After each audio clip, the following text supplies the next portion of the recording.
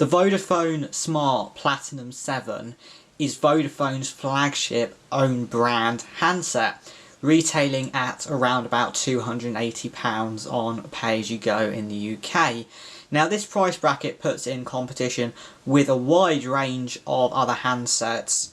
So today I'm going to be taking a look around the Smart Platinum 7, as well as giving it a review, especially taking into account its price around the £280 mark. So here we can see the Vodafone Smart Platinum 7 and its box. Now the phone comes in quite a nice box, as you would expect for the money, and just nicely sits on the top there, and then there's just manuals and then lower down the charger as well.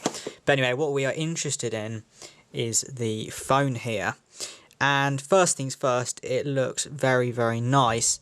There's a nice screen area, very thin bezels on the side, and the screen sort of molds into its casing, very nice on the edges there. Now also on the front we can see that this device has two front facing speakers. Yes, that's right, this has stereo front facing speakers, and just a bit of a hint, they sound absolutely amazing. Continuing along the front of the Smart Platinum 7 is the 8 megapixel front facing camera there, and then also a little notification LED as well. Now one of the main standout features of this phone, from my experience of using it, is this beautiful 1440 by 2560 AMOLED display. The viewing angles are very good, the contrast is excellent, and colours are displayed beautifully with a nice balance of vibrancy while maintaining a natural colour tone and saturation. The 1440p resolution on such a sized phone means that the pixels are very small. This then leads to text being very well displayed without any sort of aliasing, and also allows images to pop with sharpness and clarity. So all in all, it's a very good display that you would expect very much from a top of the range flagship at much more expense than this device. Now on this phone, the ear headphone jack is on the top and the USB port is also on the bottom there. There is also a camera button on the side, and then the volume controls and the power button on the other side there. Now as we move to the back of the phone, there is the 16 megapixel back facing camera with flash, and then a fingerprint reader. And a fingerprint reader is a very good addition on a phone at this price point. Using that fingerprint reader, in fact, it's very fast and very accurate. It's really good, and actually being placed on the back means that you don't have to faff about to use a front facing fingerprint reader. So now that we're signed into the phone, the experience is pretty much like Android 6, Android Marshmallow that it comes with. There aren't too many modifications. The only real changes are that it has Vodafone's Message Plus and dialing app as the default instead of the Android ones.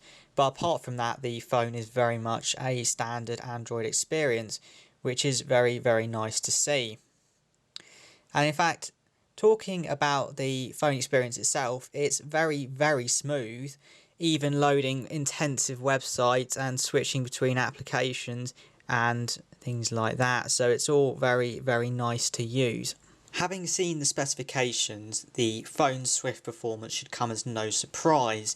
It has 3GB of RAM and a Qualcomm Snapdragon 8-core CPU, which make a formidable combination for smooth running of the device.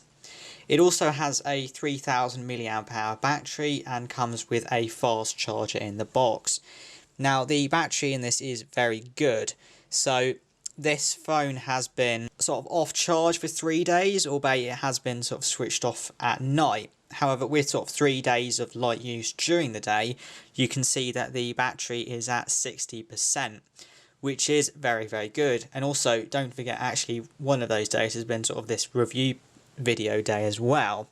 So top marks for the battery life and just general performance of the phone. It is really smooth and just handles everything you throw at it really well, including some very intensive games as well.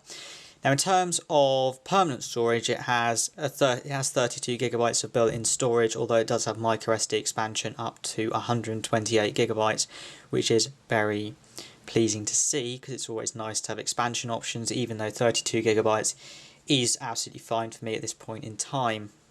The Vodafone Smart Platinum 7 also comes with a very capable camera. It's 16 megapixels with an f2 lens to let lots of light in. The camera app itself is fairly extensive, as you can see there. We've got sort of auto modes, manual modes, as well as HDR and some more settings there. So I mean, if you just look at the manual here, you can see like manual, ISO, white balance and so on. And in fact, the camera app is quite responsive and does allow quite rapid taking of photos as well. The images from the camera are broadly very decent.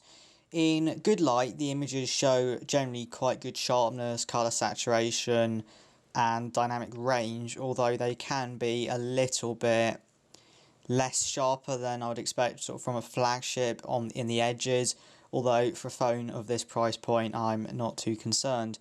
Similarly, with the camera in low light conditions, the images also generally remain fairly sharp. There isn't a total collapse in image quality, although once again a little bit more detail would not go amiss.